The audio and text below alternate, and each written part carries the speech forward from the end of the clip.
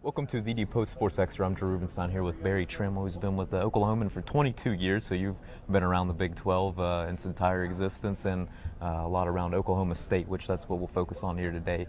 First, just listening to Mike Gundy, he was going on and on about the youth of this team, specifically on the defensive side, and that they'd be inexperienced even for a high school team. Is that a lot of coach speak, or how inexperienced, how young is this team really this year? They're very young. I mean, they're very inexperienced. They've had 28 seniors on the 2013 team that really should have won the Big 12.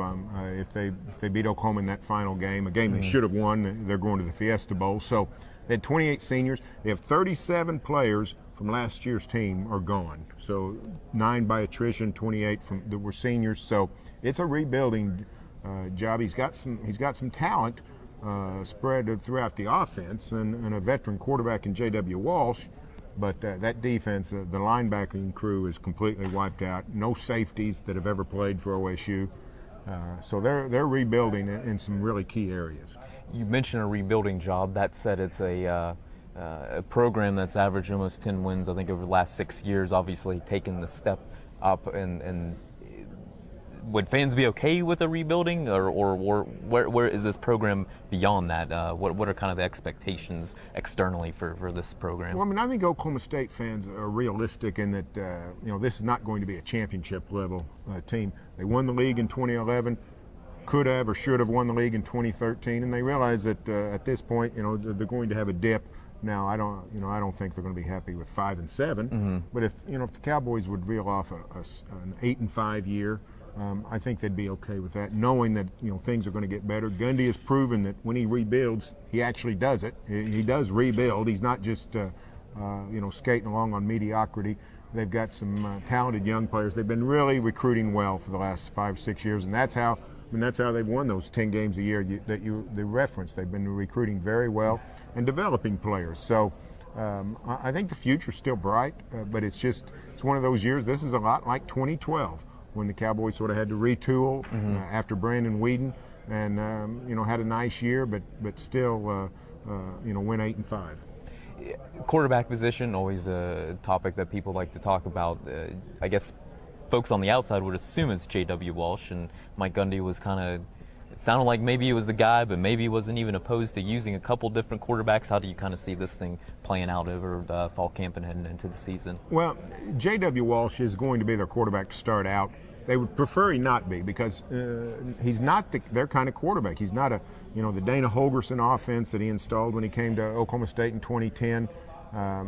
That's not the kind of offense that they run at Oklahoma State. I mean, that's not the kind of offense that suits J.W. Walsh. He's a mobile quarterback. He doesn't have the cannon arm, and they need the guy that's got the big league arm like Brandon Weeden or Geno Smith, somebody like that. And J.W. Walsh doesn't have it. He's a playmaker with his feet and with his arm at times, but so they're sort of patching the offense together. They would prefer one of the big arm guys, young guys, to come along. Mason Rudolph's a true freshman that I think eventually will be the quarterback, but I don't see them handing the job to him as a true rookie.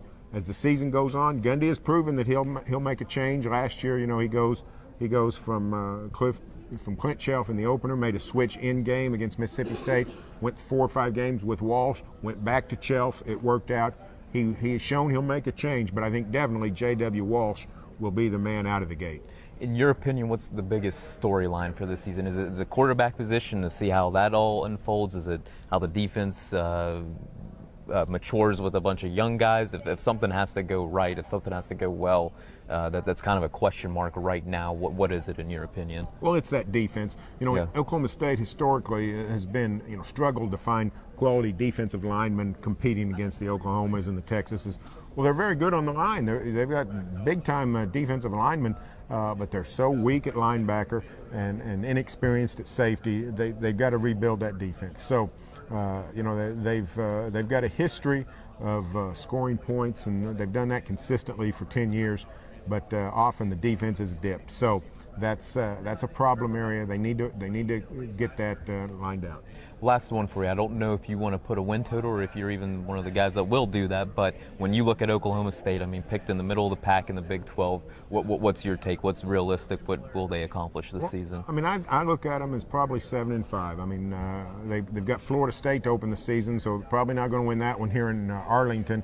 So, you know, I think they would need to get to, you know, can they go 5-4 in the conference, a winning record? That would get them to 7-5 in the league. I think that's doable. I think it'll be difficult, but I think it is doable, and they've shown that they can, you know, get better as a team. They came to West Virginia last season, played very poorly, didn't look like a championship level team. By December, they were a championship caliber team. So I think they will improve. I'll say 7-5. Very good, Barry. A lot of great stuff. Really appreciate your time, and please continue to check thedpost.com for the latest on the Mountaineers. Thanks for watching today. You bet.